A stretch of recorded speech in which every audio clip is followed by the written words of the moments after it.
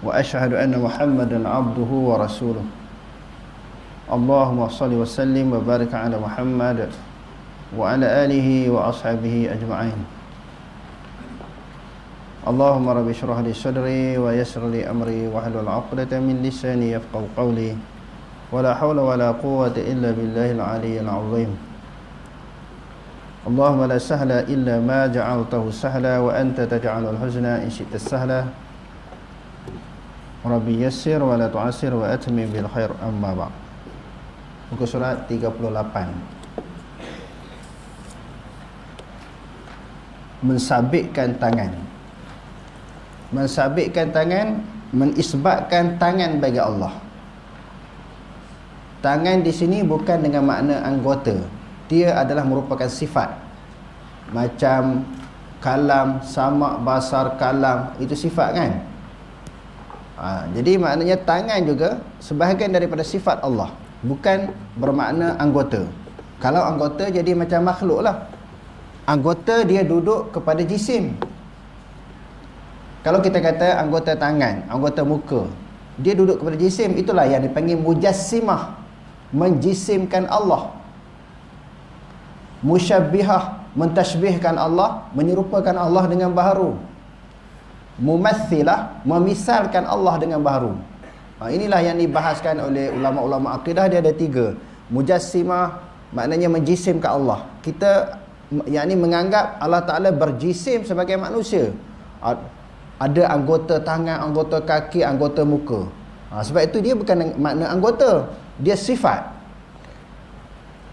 Itu kalau dipanggil mujassimah. Ya, sebab itu kalau orang tak mengaji akidah salaf, bila dikatakan Allah Ta'ala ada tangan, ada muka, ada pihak kata mentajsimkan Allah, menjisimkan Allah. Padahalnya apa yang dipegang oleh golongan Salafi, Salafi maknanya mereka yang berpegang kepada akidah salaf. Orang Salafi tidak menganggap Allah Ta'ala tu ada anggota tangan, anggota muka, bukan anggota, tetapi sifat. Sebagaimana wujud qidam baqa mukhalafatuhu ta'ala lil hawadits qiyamuhu di nafsi sampai habis itu sifat.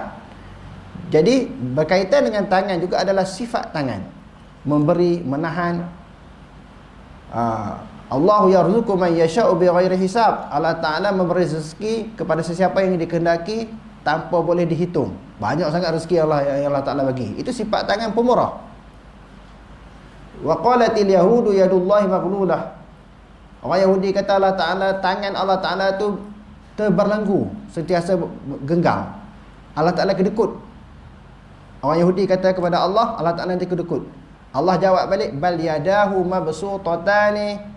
Kedua tangan Allah sentiasa terbuka. Maknanya Allah Ta'ala itu pemurah. Jadi bukan anggota tangan, dia sifat tangan, sifat pemurah Allah. Jadi banyaklah kita baca akidah salaf ini mensabitkan, semua pegangan salaf ini mensabitkan Allah Ta'ala mempunyai sifat tangan. Allah Ta'ala mempunyai sifat tangan. Walahu yadun wa wajhun wa nafsun kama zakarahu Allah Ta'ala fil Qur'ani. Fama zakarahu Allah Ta'ala fil Qur'ani min zikril wajhi wal yadi wal nafsi fahuwa lahu sifatun bila kaifin. Allah menyebut dalam Al-Quran dan Al-Quran bahawa baginya tangan, wajah dan diri. Apa sahaja daripada perkara tersebut yang dinyatakan di dalam Al-Quran, itu adalah sifatnya, sifat baginya tanpa kafiat. Bukan kata anggota. Maknanya tanpa kafiat. Kafiat tu maknanya apa dia? Kafiat ni cara. Macam bila disebut tangan Allah, ditanya macam mana tangan. Kalau ditanya macam mana tangan, kita cuba tanya tentang kafiat. Kafiat kita tak tahu. Kafiat tangan, muka, mata, dalam Quran pun sebut mata kan. Nuzul, istiwa. Jangan tanya kafiat. Sebab tu kita selalu ulang perkataan Imam Malik, wal kaifu majhulun. Kafiat tidak diketahui. Kalau melibatkan kafiat, maknanya itu hanya diketahui oleh Allah. Apa sahaja yang Allah Ta'ala bagi tahu setakat tu je kita pegang. Jangan lebih daripada tu. Sebab ini melibatkan sifat dan juga zat yang qadim. Kita ni baru. Jadi akal pemikiran kita tidak menjangkau, tidak dapat memahami, tidak dapat mengesan tentang sifat dan juga zat Allah. Huraian, semua ini adalah sifat bagi Allah yang layak baginya, tidak menyerupai mana-mana makhluk dan tanpa diketahui hakikat kafiatnya, yakni tanpa kafiat yang diketahui dan bukan dengan rupa bentuk dapat difikirkan oleh akal. Kalau tangan macam ni, macam ni tu kita mengkafiatkan, tak tahu macam mana. Dia bukan merupakan anggota, dia merupakan sifat. Tangan bagi Allah adalah sifatnya yang layak dengan keagungannya, bukan anggota. Tengok, bukan anggota.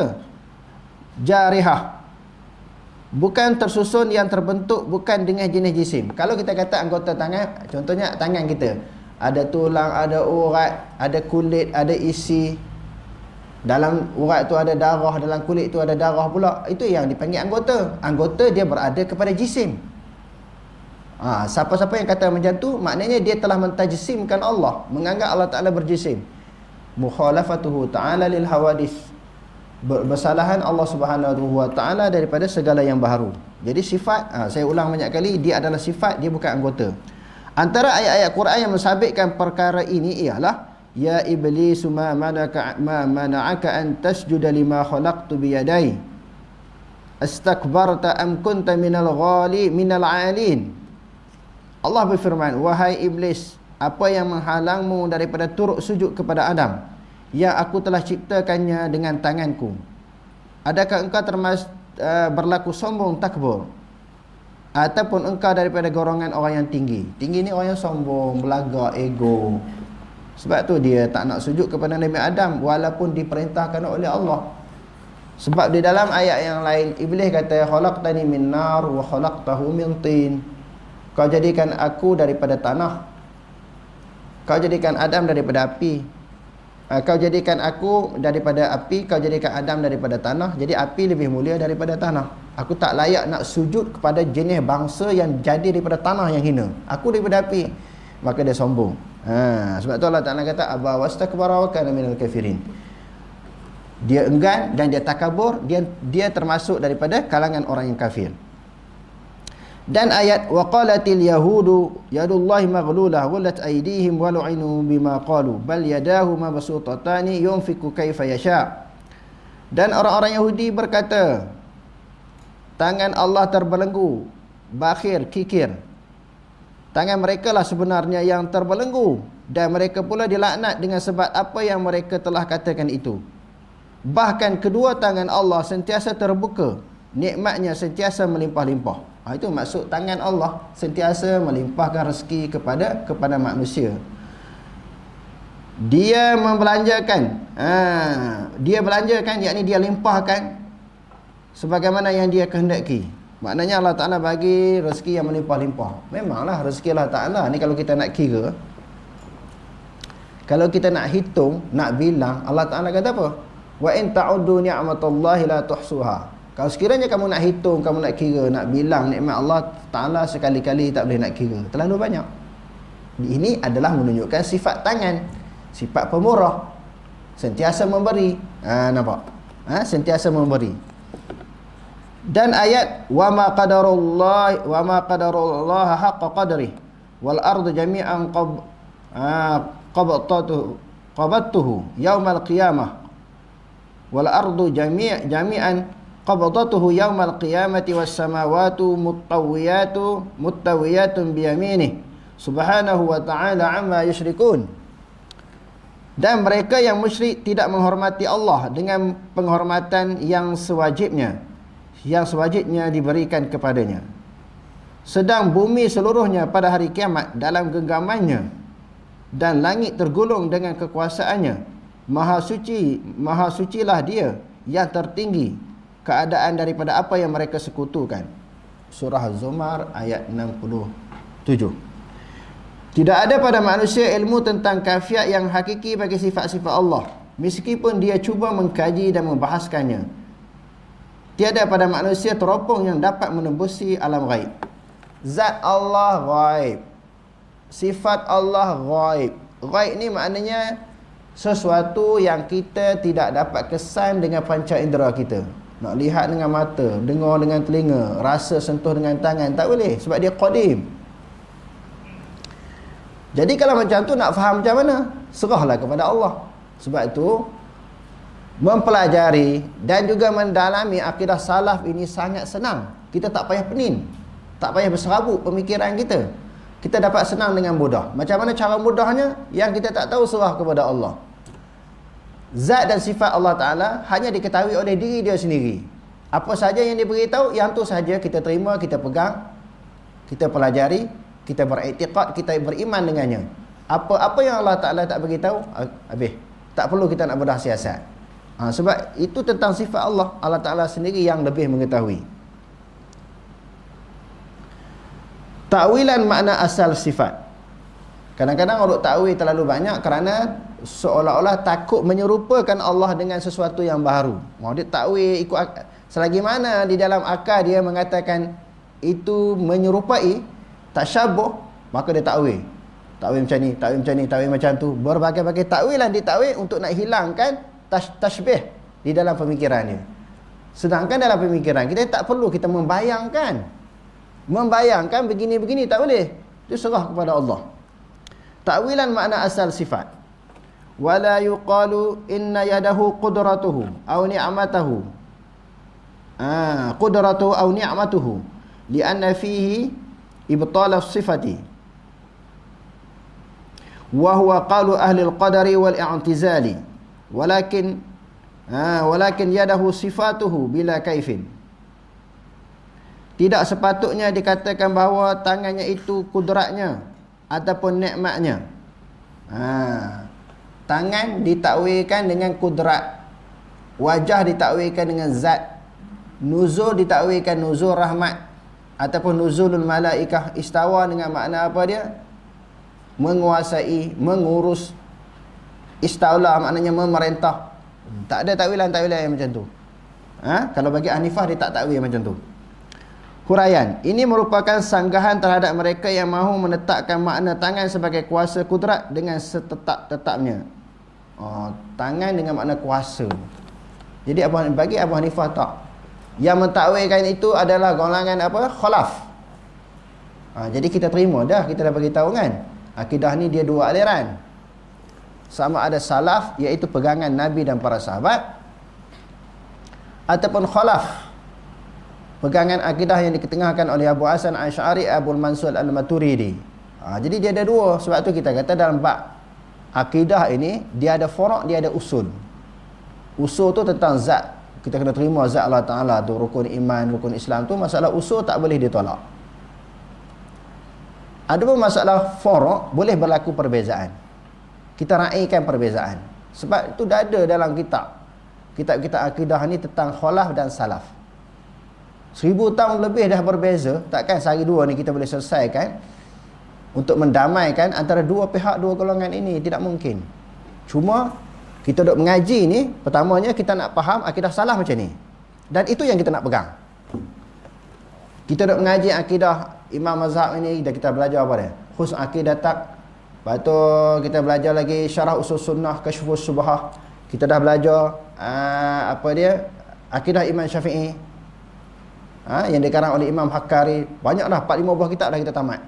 Kita mempelajari, mendalami akidah salaf. Tujuannya kita nak faham akidah salaf macam ni, akidah khalaf macam ni. Jadi kita boleh berlaku perbezaan. Kita boleh meraihkan perbezaan pendapat. Cuma walaupun kita mengaku masalah furu' kepada akidah ini adalah merupakan perkara cabang, dia bukan usul, boleh berlaku perbezaan. Tetapi bagi kita yang mengaji, kita nak pegang salaf. Salah ni dia tidak bercampur dengan akidah falsafah. Jelas. Quran hadis, Quran hadis, Quran hadis. Yang tu yang kita nak pegang.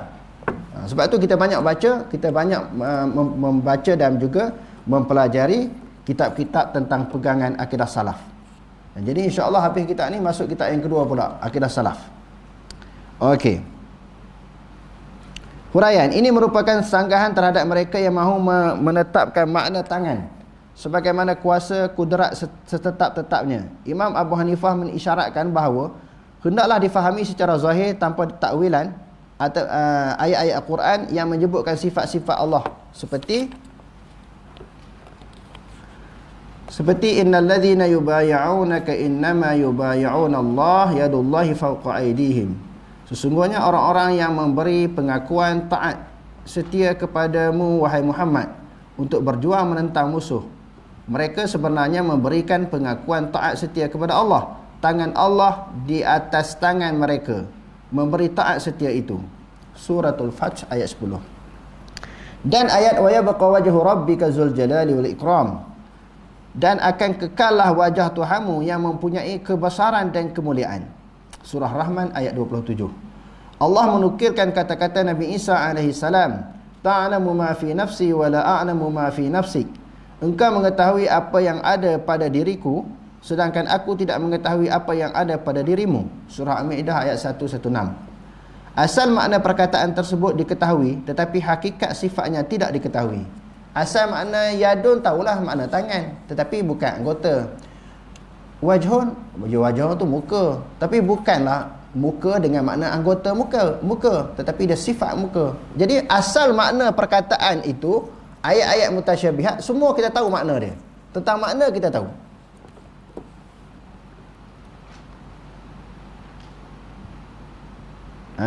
Tetapi hakikat sifatnya tidak diketahui. Seperti mana kita mengetahui adanya roh, nyawa dan arwah elektrik, namun hakikat sebenarnya tidak diketahui. Arwah macam mana, arwah elektrik tu macam mana, kita tahu ada arus elektrik itu tahu. Nak tahu macam mana tu, kita pun belah wayar elektrik, kita pergi sentuh, baru tahu. Oh gini, dia short, current mati, baru faham. Kita yakin ada arus elektrik, ada roh. Cukup sekadar tu, tak perlu kita nak bedah siasat. Wa yas'alunaka 'anil ruh qul ar-ruhu min amri rabbi wa ma utitum minal 'ilmi illa qalila. Wahai Muhammad, mereka akan bertanya kamu tentang roh. Bagi tahulah kepada mereka, roh itu urusan Tuhanku, tidak diberi ilmu kepadamu melainkan sedikit. Hanya Allah sahaja mengetahui hakikat sebenarnya. Jalan yang selamat ialah menyerahkan kafiat sifat Allah kepada ilmu Allah, dan dalam masa yang sama kita mensucikan Allah daripada sebarang keserupaan dengan makhluk. Kan senang, akidah salah. Inilah yang dipegang oleh Abu Hanifah. Serah kepada Allah. Kenapa kita duk pening? Apa yang disebut dalam Quran, hadis tentang sifat-sifat Allah, serah kepada Allah. Wa ufawwidu amri ila Allah innallaha basirun bil ibad. Urusan kita pun serah kepada Allah. Urusan kita, segala perbuatan kita minta Allah Ta'ala yang tentukan yang terbaik untuk kita. Itu tentang urusan perjalanan hidup kita harian. Begitu juga tentang i'tiqad yang lebih besar, yang lebih penting. Bila nak memahami tentang sifat Allah, kita terima, serah kepada dia, dia yang maha mengetahui. Allah Ta'ala tak paksa kita supaya bedah siasat, cari apa makna tangan, apa makna muka. Tak, Allah Ta'ala suruh terima saja sifat tangan, sifat muka dan sifat-sifat yang berikutnya. Yang penting kepada kita, kita kena menganggap mukhalafah. Allah Ta'ala itu tidak sama. Tasdid yang sempurna terhadap Al-Quran ialah dengan membenarkan apa yang disebutkan Al-Quran tanpa berpaling daripada makna yang zahir. Itu baru maknanya tasdid. Tasdid yang sebenar. Apa makna tasdid yang sebenar? Tasdid maknanya mengiyakan, meyakini dia dalam hati. Maksud tasdid yang sebenar, meyakini dalam hati, terima saja secara zahir. Terima sahaja secara zahir. Tak payah kita nak syarah, nak bedah siasat, nak takwil, tak payah. Serah bulat kepada Allah. Sebab tu dia kata tanpa berpaling daripada makna yang zahir. Oh, kalau pegang zahir ni jadi nanti macam menyerupakan Allah dengan baharu. Tak, nak menyerupa macam mana? Kita kata mukhalafah. Tak serupa. Yang kata serupa dengan baharu itu andaian. Zat sifat ni tak perlu ada andaian, serah kepada apa yang disebut oleh Allah secara zahir. Berhubung dengan hadis tangan Allah memenuhi, Imam Tirmizi berkata, para imam menyatakan bahawa hendaklah diimani dengannya mengikut yang datang tanpa ditafsirkan ataupun dikemukakan sebarang tekaan. Tekaan ni berandaian. Dalam hadis selain daripada Quran, dalam hadis yang diriwayatkan oleh Imam Tirmizi ada. Kita dah baca banyak kali kan tentang tangan Allah Ta'ala itu pemurah. Jadi tak payah kita nak takwil atau membuat sebarang tekaan. Demikianlah pandangan para imam, bukan hanya seorang dua. Mereka itu termasuklah Sufyan Ats-Tsauri, Malik bin Anas, Ibnu Uyainah, Ibnu Mubarak. Beliau mengatakan bahawa perkara ini diriwayatkan hendaklah diimani dan tidak boleh dikatakan tentangnya. Tak usah duk bahas. Tak usah duk bahas. Kata tangan-tangan, tak payah kita nak pening. Bagaimana cara ulasan Imam Tirmizi bagi hadis kitab tafsir surah Al-Maidah? Hadis nombor 3045. Di tempat lain Imam Tirmizi menyatakan bahawa mengimani ayat seperti ini dengan seadanya bukanlah tasbih, menyerupai dengan makhluk. Imam Tirmizi ini ulama hadis, dia juga seorang ulama hadis yang berpegang kepada mazhab. Mazhab yang dipegang adalah mazhab Syafi'i. Dia pun sebut, boleh sebut tangan. Apabila disebut, dia kata sam'un, basarun, apa dia lagi, yadun, sebut tangan, mata, mendengar, melihat, itu bukan tasbih. Tasbih ini yadun ka yadin au misli yadin, sam'un ka sam'in au ka misli sam'in. Hak tu baru tasbih. Tangan seperti tangan. Tangan Allah seperti tangan makhluk. Tasbih. Ataupun seumpama tangan makhluk. Pendengaran Allah, penglihatan Allah sama dengan penglihatan makhluk. Hak tu baru tasbih. Kalau kita kata Allah Ta'ala mendengar, melihat, berkata-kata, tak tasbih. Allah Ta'ala ada, kita kata Allah Ta'ala ada tangan, ada mata, ada wajah, tidak tasbih, tidak menyerupakan Allah dengan baharu. Kita hanya mengatakan sebagaimana yang dikatakan oleh Allah. Sebab tu Imam Tirmizi dia ulang beberapa kali. Hanya berlaku tasbih apabila seseorang itu menyatakan umpamanya tangan seperti tangan yang lain, mendengar seperti pendengaran, dan melihat seperti penglihatan. Melihat seperti penglihatan makhluk, mendengar seperti mendengarnya makhluk. Itu baru tasbih. Ulasan Imam Tirmizi bagi hadis kitab zakat bab kelebihan sedekah, hadis nombor 662. Kita dah baca banyak kali ni. Hafiz Ibn Hajar menyatakan bahawa tidak ada dinukilkan daripada Rasulullah SAW dan daripada seorang sahabat pun melalui sanad yang sahih dengan jelas bahawa wajib mentakwilkan satu pun daripada perkara tersebut. Ibn Hajar kata tak ada dalil daripada Quran hadis yang Quran dan hadis ataupun daripada saluran yang sahih lagi jelas bahawa wajib takwil. Takwil tak wajib, dia harus sahaja. Itu pun golongan khalaf takwil, kerana pada masa tu orang banyak mayakir, takut orang faham. Apabila mengenengahkan akal daripada dalil dalam bab akidah, takut-takut ada di kalangan mereka menyerupakan Allah dengan baharu. Sebab tu terpaksa ulama khalaf mentakwilkan. Takwil ni maknanya mengubah daripada makna zahir kepada makna yang lain. Tangan dengan makna kuasa, muka dengan makna zat. Turunnya Allah Ta'ala daripada langit maknanya turunnya rahmat Allah, turunnya malaikat Allah, bukan Allah Ta'ala turun. Terpaksa kena buat macam itulah. Takut orang kata kalau turun ni macam makhluk pula. Sama ada turun dengan makna harakat, bergerak, ataupun an-naqlu, maknanya berpindah. Jadi semua tu akidah salah dia tak bincang. Zaman Nabi dan juga zaman para sahabat itu turun dia tak bincang lah macam mana. Sebab mereka bersih, hati mereka, pemikiran mereka bersih, tak ada bayang benda lain. Sebab tu mereka tak perlu takwil. Jadi kita boleh terima takwil, tetapi jangan melampau di dalam takwil. Takwil sampai menolak. Tak boleh kata Allah Ta'ala ada tangan, tak boleh kata Allah Ta'ala ada muka, takut dikatakan menyerupai. Hak tu tak boleh lagu tu. Di ekstrim. Ta'assub keras tak boleh. Tak boleh. Sebab Ibn Hajar kata tak wajib takwil, tak ada dalil yang kata wajib takwil. Dan juga tiada larangan untuk menyebutkannya. Tak wajib takwil dan tak ada larang untuk disebutkan Allah Ta'ala ada tangan. Tak ada larang. Allah Ta'ala ada muka. Tak ada larang. Tak ada dalil yang melarang. Adalah mustahil Allah Subhanahu Wa Ta'ala menyuruh Nabi-Nya menyampaikan wahyu dan diturunkan pula ayat 3 surah Al-Maidah, Al-yawma akmaltu lakum dinakum wa atmamtu 'alaikum ni'mati wa raditu lakumul Islam madina. Pada hari ini aku telah menyempurnakan bagi kamu agama kamu. Kemudian dibiarkan perkara ini dan tidak membezakan apa yang harus disembahkan kepada Allah Subhanahu Wa Ta'ala. Allah Ta'ala suruh sampaikan al-yawma akmaltu lakum dinakum wa atmamtu 'alaikum. Islam dah sempurna, disampaikan. Dalam penyampaian Nabi tak takwil. Itu yang pertama. Kenapa kita wajib takwil? Ada orang kata wajib takwil. Dalam penyampaian Nabi sebut tangan-tangan, muka-muka, Nabi tak takwil. Kenapa ada golongan mewajibkan takwil? Itu yang pertama. Yang keduanya, Nabi tidak melarang orang menyampaikan tentang sifat-sifat Allah. Allah Ta'ala pun memang suruh cerita ayat Quran ini. sebahagian daripada ayat Quran sifat-sifat Allah, sifat tangan, sifat muka, sifat istawa, sifat nuzul disebut dalam hadis. Nuzul disebut dalam hadis. Allah Ta'ala tak larang untuk disebarkan, dan Allah Ta'ala tak suruh Nabi takwilkan. Kemudian dibiarkan perkara ini dan tidak membezakan yang harus disembahkan kepada Allah. Tangan harus, Allah Ta'ala tak larang sebut tangan itu bagi dia. Nabi pun tak larang dinisbahkan kepada Allah. Dan apa yang tidak harus dalam keadaan baginda menggalakkan supaya disampaikan kepada bagi pihaknya. Bagi pihaknya pihak Nabi. Nabi pun kata Allah Ta'ala ada tangan. Nabi menyebut balighu anni walau ayah. Nabi memerintahkan sampai sesuatu bagi pihak dia. Dia dah meninggal, kamu sampaikanlah.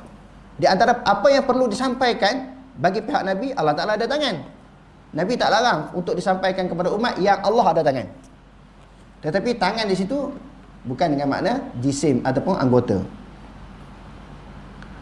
Keadaan baginda menggalakkan supaya disampaikan bagi pihaknya sehingga mereka menukirkan ucapannya, perbuatan dan keadaannya serta apa yang dilakukan di hadapan baginda. Orang apa yang membuat di hadapan Nabi disebarkan kepada umat, kepada manusia. Maka dengan ini menunjukkan bahawa mereka sepakat beriman dengan nas mutasyabihat. Mutasyabihat ni ayat kesamaran. Baca masalah tangan istawa tadi, mengikut cara yang dikehendaki Allah. Jadi Allah Ta'ala berkehendak macam mana ayat mutasyabihat, terima saja tanpa takwilan, dan juga tanpa tashbih, dan juga tanpa ta'til. Ta'til ni maknanya menafikan, jangan nafi. Allah Ta'ala ada tangan, ada muka, jangan nafi. Dan juga jangan mentashbihkan, jangan menyerupai. Maknanya jangan menafikan, jangan menyerupai. Allah mewajibkan supaya mensucikannya dengan dari menyerupai makhluk. Maknanya Allah Ta'ala larang, walaupun disebut tangan ke muka dan sebagainya, Allah Ta'ala larang manusia menyerupakan Allah dengan makhluk. Laisa kamitslihi syai' wa lam yakul lahu kufuwan ahad. Jadi apa yang penulis penterjemah ini sebut, dia ambil daripada Fathul Bari. Saya baca ibarat dia. Jadi siapa-siapa yang nak mendalami, sama ada dia berpegang kepada akidah salaf ataupun khalaf, elok dia baca kitab Fathul Bari, syarah kepada Sahih Bukhari yang dikarang oleh Ibn Hajar Al-Asqalani. Sebab Ibn Hajar ni diterima oleh semua mazhab. Mazhab Hanafi pun terima, Maliki, Hanbali terima, apatah lagi mazhab Syafi'i. Sebab Ibn Hajar ni mazhab Syafi'i, tapi akidah dia akidah salaf. Saya masih teringat masa saya belajar Bukhari dulu, Tok Guru saya sebut, Maulana Zarwali Khan, dia kata, kalau kamu nak faham Sahih Bukhari ni, padan kamu baca Fathul Bari. Ada cetakan 13 jilid, ada 15 jilid. Dia kata padan baca kitab ni. Sedangkan dia cukup kuat mazhab Hanafi. Dalam mazhab Hanafi, selain daripada Fathul Bari, ada lagi dipanggil apa dia? Umdatul Qari. Umdatul Qari ini yang dikarang oleh Alamah Aini. Dia banyak berlawan dengan Ibn Hajar. Wallahu alam, ada pendapat yang mengatakan mereka ini dipanggil apa? Birah. Jadi ditengok Ibn Hajar hurai apa, dijawab balik dalam Umdatul Qari. Alamah Aini tadi. Walaupun Alamah Aini adalah seorang ulama besar dalam mazhab Hanafi, dia jawab balik hujah-hujah ulama Syafi'i dengan fakta, dalil dan sebagainya. Tetapi Tok Guru saya kata, nak faham Sahih Bukhari, kamu padan baca Fathul Bari. Dia tak kata Umdatul Qari, walaupun dia Hanafi, kitab tu pun Hanafi. Dia sangat respect Ibn Hajar. Tetapi bagi saya yang membaca kedua-dua kitab ini, saya rasa kedua-duanya ada kelebihan. Syarah Bukhari ni banyak. Syarah Ibn Battahnya, Irsyadus Sari, Kanzul Mutawari, Lami'ud Darari, Irsyadus Sari, macam-macam. Nurus Sari, berpuluh-puluh syarah, mungkin beratus kot. Kalau di Pakistan, syarah Bukhari ni beratus. Maknanya setiap sekolah akan buat satu syarah. Setiap maulana yang mengajar habis Sahih Bukhari, dia mengajar, buat keluar syarah Sahih Bukhari. Setiap sekolah ni ada berapa ribu sekolah. Setiap sekolah ada syarah yang sendiri. Bukhari, Muslim, Tirmizi, Nasa'i, Ibnu Majah, Muwatta Imam Malik dan sebagainya. Tapi guru saya kata ini di antara kitab yang terbaik. Jadi orang yang bermazhab Syafi'i, yang berpegang kepada akidah, yang berpegang kepada fiqh Syafi'i, kena baca Fathul Bari. Ibnu Hajar kata apa tentang ayat mutasyabihat? Okey, saya baca sikit. Sebab Ustaz Hanif tadi dia sebut secara terjemahan dalam kitab yang dia terjemah tadi. Terjemahan kepada fiqh akbar. Wa qala ghairuhu. Ghairuhu di sini maknanya lain daripada qala Tibi, selain daripada Tibi. Lam yunqal 'anil Nabi sallallahu alaihi wasallam wala an ahadi min ashabihi min tariqis sahih tasrih bi wujubi ta'wili syai'in min zalik. Macam tadilah Ibnu Hajar kata tidak dinakalkan daripada Nabi, tak ada dalil daripada Nabi dan juga para sahabat atas jalan sahih lagi terang dengan wajib takwil ayat-ayat nas mutasyabihat. Wala man'i min zalik min zikrihi, tidak ada larangan untuk sebarkan ayat mutasyabihat. Pertamanya tidak wajib takwil, tidak ada dalil daripada hadis dan juga daripada kenyataan para sahabat wajib takwil, tak ada dalil. Yang keduanya tak ada larang untuk menceritakan kepada orang ayat mutasyabihat. Untuk disampaikan tak ada larang. Wa minal mahali an ya'murallahu nabiyahu bitablighi ma anzala ilaihi min rabbih wa yanzilu alaihi al-yawma akmaltu lakum dinakum. Suatu perkara yang mustahil, Allah Ta'ala memerintahkan Nabi-Nya untuk menyampaikan sesuatu yang diturunkan kepadanya. Sebagaimana al-yawma akmaltu lakum dinakum wa atmamtu alaikum kan. Islam dah sempurna. Nabi disuruh sampaikan. Dan dalam penyampaian Nabi, penyampaian itu telah lengkap dan sempurna sebelum Nabi wafat. Summa yatruku hadzal bab. Kemudian Allah Ta'ala tinggalkan bab mutasyabihat ni. Mustahil ya. Bab mutasyabihat ni tertinggal. Sepatutnya ada ayat Quran memerintahkan supaya takwil. Sepatutnya begitu. Tetapi Allah Ta'ala tak suruh takwil, tertinggal. Mustahil dia tinggal tu. Ma faratna fil kitabi min syai'. Kami tidak tinggal pun, tak tinggal sesuatu pun di dalam kitab. Semua kami terangkan. Nabi pun sebelum dia wafat semua dihuraikan. Jadi menunjukkan Ibnu Hajar nak terangkan takwil tak wajib. Dan disebarkan tentang ayat mutasyabihat adalah benda yang diperintahkan. Jadi tak perlu takwil, tidak wajibnya takwil. Kalau takwil dia jatuh kepada hukum apa? Hukum harus. Sekadar tu ya. Takwil ni bukannya wajib. Dia kata apa? Summa yatruku hadzal bab. Kemudian Allah Ta'ala tinggal pula bab wajib takwil. Tak ada tinggal.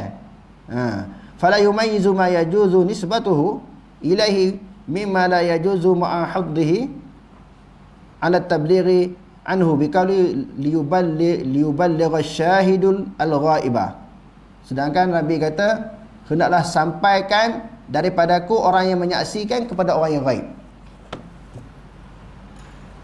Allah Ta'ala tak sebut wajib takwil dan Allah Ta'ala tak larang supaya ayat mutasyabihat disebarkan.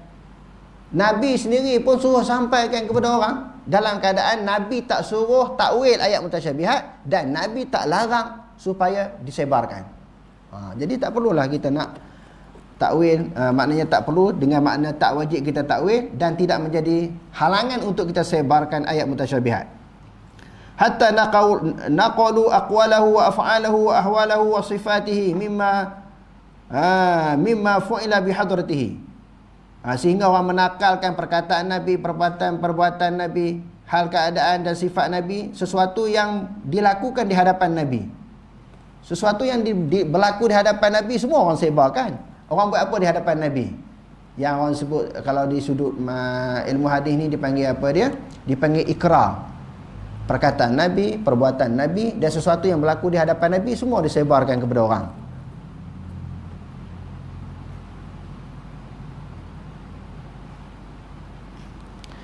Fadalla ala annahum ittafaqu, menunjukkan bahawa para sahabat bersepakat alal imani biha ala wajhillah, beriman dengan ayat mutasyabihat sebagaimana yang Allah Ta'ala kehendaki. Macam mana dia nak lagu tu, hak kita tak faham, sekadar kita boleh terima saja. Itu sifat Allah yang tak boleh kita tolak. Allazi aradahu Allahu minha, iaitu sesuatu yang dikehendaki oleh Allah Ta'ala. Wa wajaba tanzihuhu an musyabahatil makhluqati biqaulihi ta'ala laisa kamitsli syai'. Jadi apa yang Allah Ta'ala nak supaya kita tidak menyamakan Allah Ta'ala dengan baharu, itu yang Allah Ta'ala nak.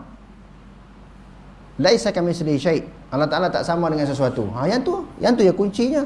Adapun nak surai, kita nak menyebarkan ayat mutasyabihat, nak berpegang kepada ayat mutasyabihat, kita tidak mentakwilkan ayat mutasyabihat, itu memang disuruh oleh Allah.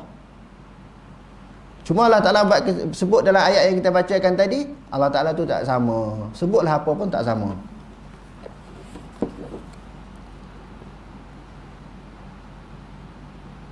Berhubung dengan hadis tangan Allah memenuhi, Imam Tirmizi. Okey, tadi dah kita baca. Maka sesiapa yang mewajibkan apa yang berlainan, dia mewajibkan apa yang berlainan dengan perkara ini sesudah mereka, maknanya sesudah para sahabat, pegangan para sahabat tadi, ada orang pegang lain pula, berarti dia telah menyalahi jalan mereka. Sahabat tidak mentakwilkan, tiba-tiba ada golongan menyalahi pegangan sahabat.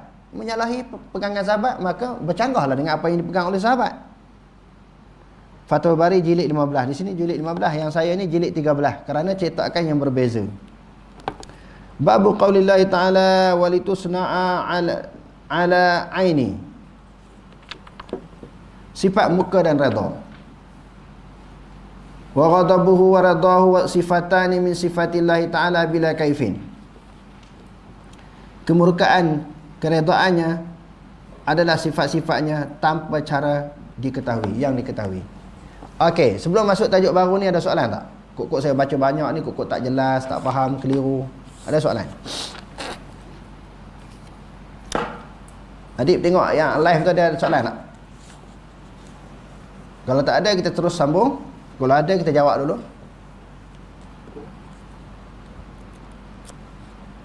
Tak ada?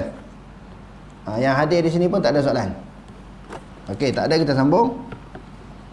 Sifat muka dan redha. Kemurkaan dan keredaannya adalah dari sifat-sifatnya tanpa cara yang diketahui. Maknanya tanpa kafiat. Redha macam mana, marah macam mana. Huraian, yakni tidak boleh dikemukakan pertanyaan bagaimana keadaan sifat-sifatnya. Kita mensabitkan, mengiyakan, mengaku ada sifat tu. Itu maknanya isbat. Bahawa Allah Ta'ala sifat redha dan murka secara hakiki yang layak dengannya tanpa kafiat yang diketahui. Mensabitkan perkara ini kepada Allah tidak berarti menisbahkan kekurangan. Kalau marah ni, Allah Ta'ala ni ada sifat marah, kuranglah bagi Allah, lemahlah bagi Allah. Tak. Segala sifat yang ada kepada Allah dia panggil sifat kamalat, sifat yang sempurna, tak ada kurang. Dan keserupaan tak sama dengan makhluk. Contohnya firman Allah, radhiyallahu anhum wa radu an. Allah Ta'ala redha kepada mereka dan mereka pun redha kepadanya. Wa ghadiballahu alaihim wa la'anahum wa a'adda lahum jahannama wa sa'at masira. Dan Allah murkai mereka dan melaknat mereka serta menyediakan untuk mereka neraka jahanam. Sedang neraka jahanam itu adalah seburuk-buruk tempat kembali. Allah Ta'ala sebut dalam ayat ni ghadiba, maknanya Allah Ta'ala marah. Jangan kita faham manusia ada perasaan marah, Allah Ta'ala pun ada perasaan marah. Marah Allah Ta'ala sama dengan marah manusia? Tak sama. Sebagaimana yang awal-awal kita sebut, segala sifat yang berkaitan dengan Allah, kalaupun di sudut maknanya kita kata marah, manusia ada marah, Allah Ta'ala ada marah, tak sama. Macam sifat-sifat yang lain lah. Allah Ta'ala pemurah, manusia pun ada sifat pemurah, tapi tak sama. Jadi segala sifat yang ada kepada Allah Ta'ala tak boleh dikiaskan dibandingkan dengan sifat yang ada kepada makhluk. Dalam permasalahan ini, hendaklah kita mensifatkan apa yang ada. Mensifatkan Allah apa yang dia sifatkan untuk dirinya seperti mana di dalam Al-Quran. Jadi kita hanya perlu berpegang sebagaimana yang Allah Ta'ala sebut. Tak perlu kita nak lebih-lebih. Berpegang, kita imani, kita percaya, kita i'tiqad sebagaimana yang disebut, yang itulah yang kita pegang. Jadi apa yang kita pegang sebagaimana yang disebut tidaklah bermakna menyerupai sifat pencipta dan hubungannya dengan sifat-sifat lain. Khalaqallahu ta'ala al-asya'a la min syai'in wa kana Allah ta'ala 'aliman fil azal bil asya' qabla qawlihi wa huwa alladhi qadara qaddara al-asya'a wa qadaha wa la yakunu fid dunya wa la fil akhirah syai'un illa bi masyiatihi wa 'ilmihi wa qada'ihi wa qudratihi wa kutubihi fil lawhil mahfuz walakin kutubahu bil wasfi la bil hukmi. Allah telah mencipta benda-benda daripada tiada dan Allah mengetahui sejak azali lagi tentang benda-benda sebelum kewujudannya lagi. Dialah yang menentukan takdir dan qada setiap sesuatu. Tidak ada sesuatu di dunia dan juga di akhirat kecuali ada dengan kehendaknya. Hak ada di dunia di akhirat semua dengan kehendak Allah, semua dengan kejadian, semua dengan ciptaan Allah. Ilmunya, dengan ilmunya, keputusannya tak qada dan qadar, takdir dia. Takdir ketetapannya dan tertulis di Lauhul Mahfuz, satu buku, satu kitab yang berada di sisi Allah. Tetapi ditulisnya dengan sifat yang bukan dengan hukum. Tengok. Dengan sifat bukan dengan hukum. Maksudnya apa ni? Allah Subhanahu wa taala mencipta setiap sesuatu daripada tiada dan Allah Subhanahu wa taala Maha mengetahui tentangnya. Dalam keadaan ia belum ada. Sesuatu yang belum ada sebelum Allah Taala buat, Allah Taala tahu dah. Benda tu kalau buat jadi macam ni. Kita tak tahu. Kita nak buat sesuatu, lepas buat ni jadi macam mana bentuk, macam mana rupanya, macam mana hasilnya, kita tak tahu. Allah Ta'ala dah tahu. Sebagaimana setelah adanya. Ini menunjukkan bahawa sesuatu sebelum adanya, sesudah ada dan setelah tiada termasuk di dalam ta'aluk ilmu Allah. Ilmu Allah, maklumat Allah. Sebelum ada, tengah ada, selepas ni tak ada pula, semua dalam ilmu Allah Ta'ala. Contohnya kita sebelum ada, macam mana keadaan kita. Tengah ada, macam mana keadaan kita. Selepas kita tak ada, macam mana keadaan kita ataupun makhluk. Semua Allah Ta'ala tahu. Semua perkara ini tidak tersembunyi daripada Allah. Firman Allah Subhanahu wa taala, inna kulla syai'in khalaqnahu biqadar. Sesungguhnya kami menciptakan tiap-tiap sesuatu menurut takdir yang telah ditentukan. Surah Qamar ayat 49. Dan firman-Nya, wa khalaqa kulla syai'in faqaddarahu taqdira. Dan dialah yang menciptakan tiap-tiap sesuatu lalu menentukan keadaan makhluk itu dengan ketentuan takdir yang sempurna. Surah Furqan ayat 2.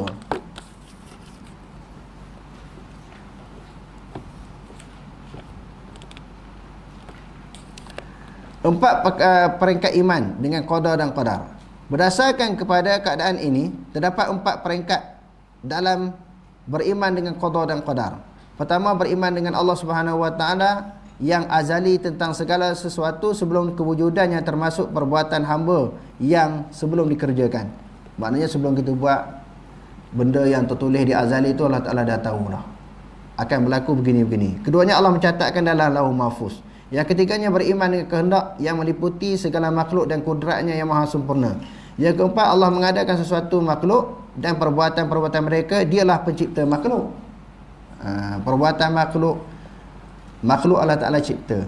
Perbuatan-perbuatan makhluk itu pun Allah Ta'ala cipta.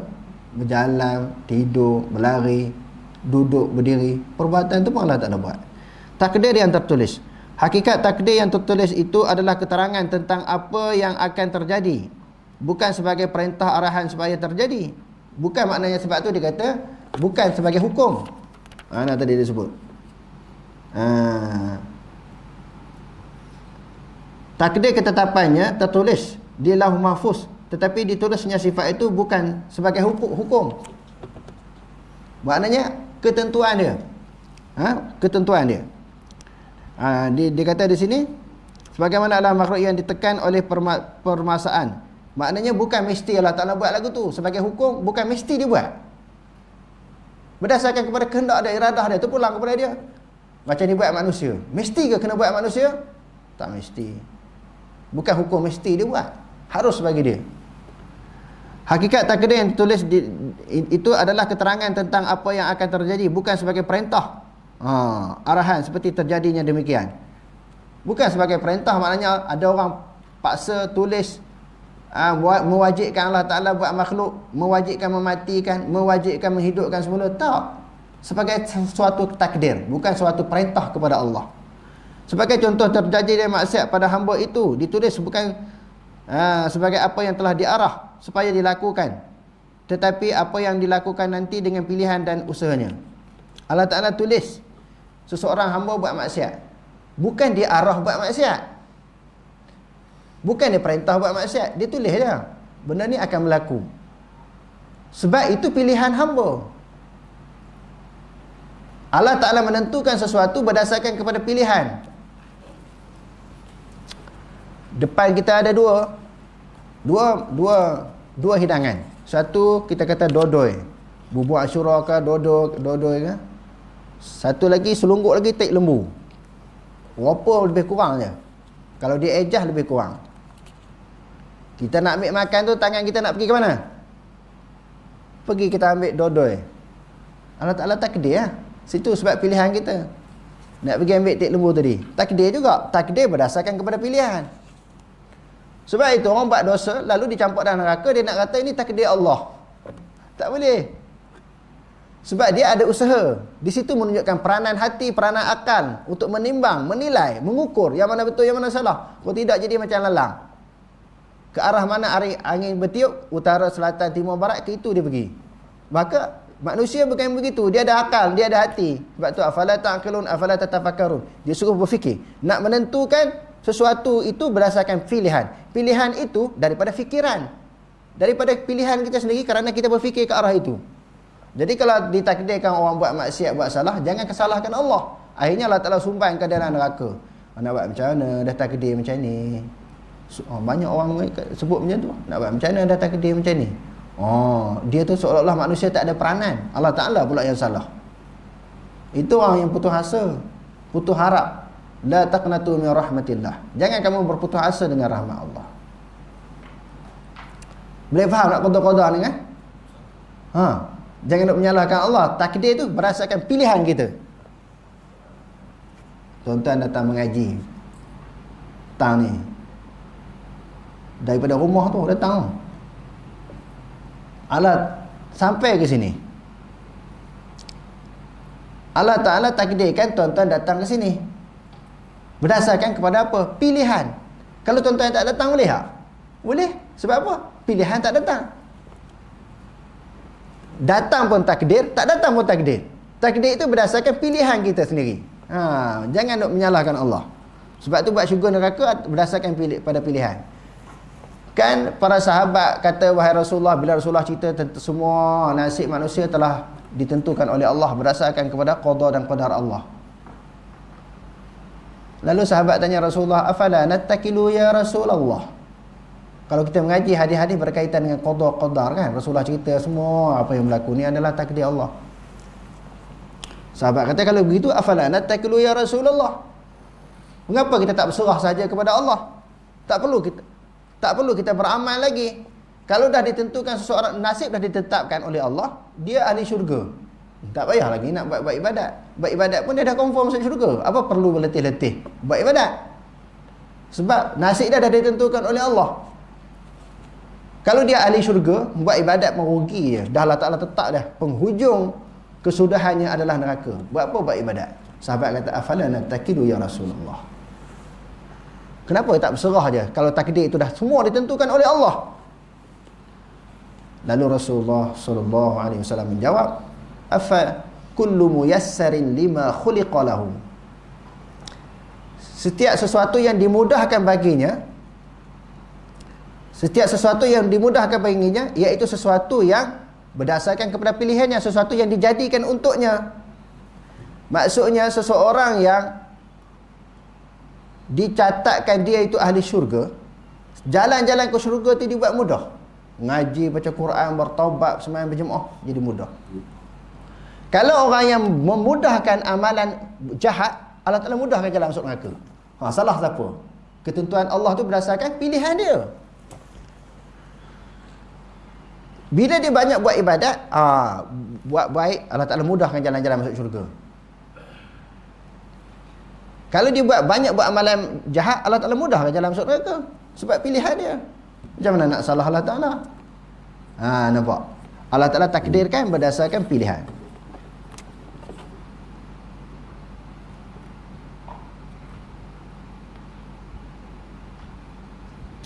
Contohnya terjadi maksiat pada hamba itu,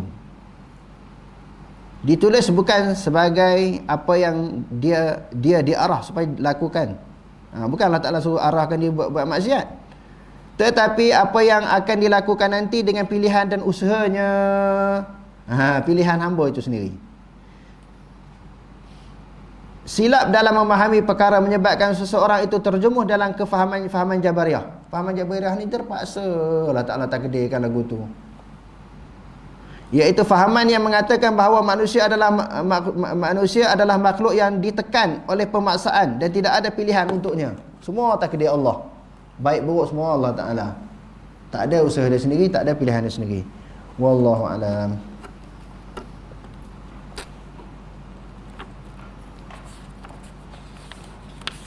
Aqulu qawli hadza wa astaghfirullah al-azim li wa lakum. Wassalamu alaikum warahmatullahi